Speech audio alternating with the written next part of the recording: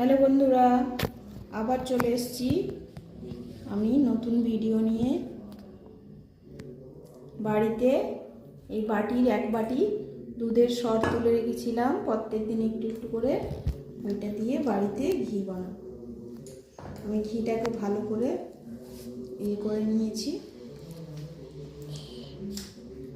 মেখে নিয়ে জল দিয়েছি। অনেকক্ষণ ধরেই মেখেছি। এবারে এটাকে আমি কড়াই দেব।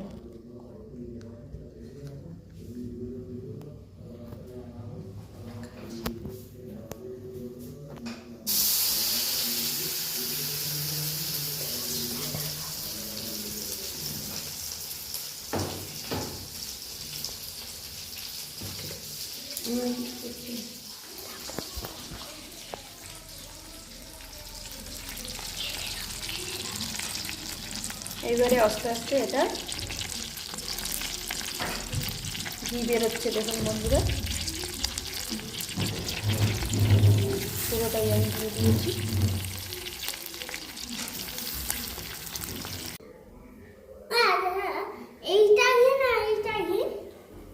হ্যালো বন্ধুরা,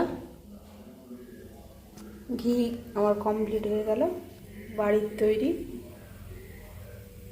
ঘি, অল্পই হয়েছে, অল্প নিয়েছিলাম সর।